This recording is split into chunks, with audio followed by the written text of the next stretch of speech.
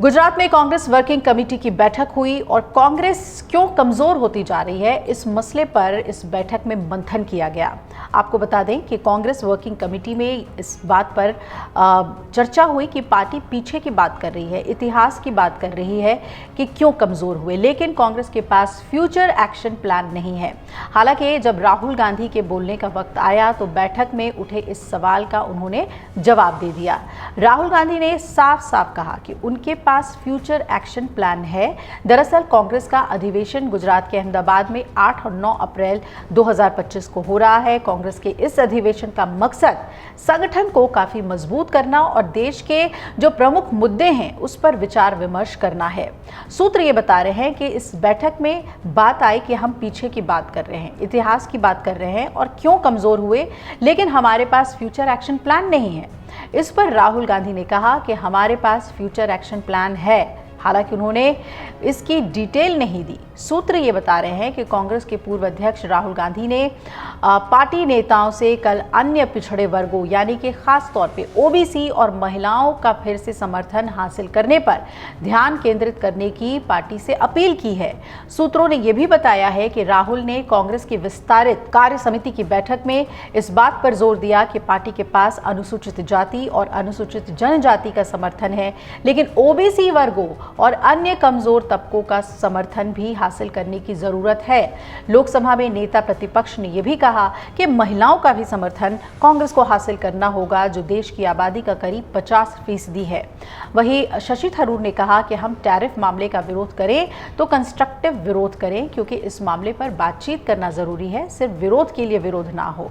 इसके अलावा कांग्रेस चीफ मल्लिकार्जुन खड़गे ने कहा कि कहीं कहीं दलित और ओबीसी में संघर्ष होता है, तो इस पर राहुल ने कहा कि ये कुछ जगहों पर होता है, लेकिन हमारी जिम्मेदारी ये है कि दलित और ओबीसी के बीच समन्वय हम स्थापित करें। अब आपको बता दें कि इस बैठक में सोनिया गांधी भी मौजूद थीं। कांग्रेस कार्य समिति की बैठक में कल राहुल गांधी ने साफ तौर पे कहा कि हम दलित, मुस्लिम और ब्राह्मण में उलझे रहे और ओबीसी हमारा साथ छोड़ गया। मीडिया रिपोर्ट्स ये बता रहे हैं कि राहुल ने यह भी कहा कि हम मुस्लिमों की बात करते हैं, इसलिए हमें मुस्लिम परस्त कहा जाता है। हमें ऐसी बातों से डरना नहीं है, मुद्दे उठाते रहना है। वहीं कांग्रेस अध्यक्ष खड़गे ने कल ये भी कहा कि सरदार वल्लभ भाई पटेल की विचारधारा आरएसएस के विचारों के विपरीत है।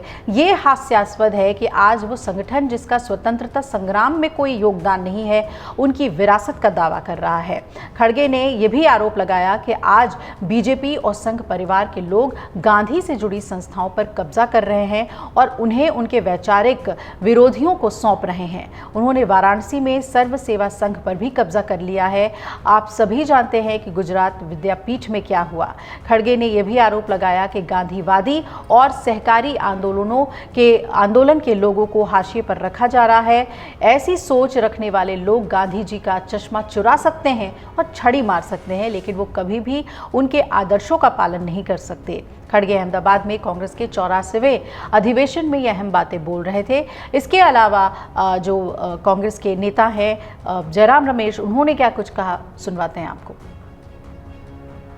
150वीं जयंती के वर्ष में हम सरदार वल्लभ भाई पटेल स्मारक में कर रहे हैं। आपको बिल्कुल साफ हो जाएगा हमारे प्रस्ताव से कि सरदार पटेल जी और जवाहरलाल नेहरू जी के बीच में क्या रिश्ता था, क्या अनोखी जुगलबंदी थी।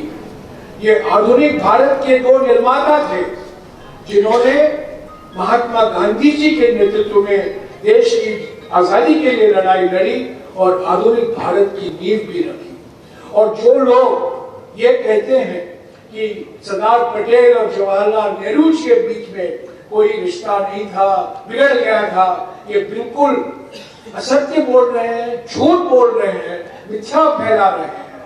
ये बिल्कुल गलत प्रोपेगेंडा कर रहे हैं।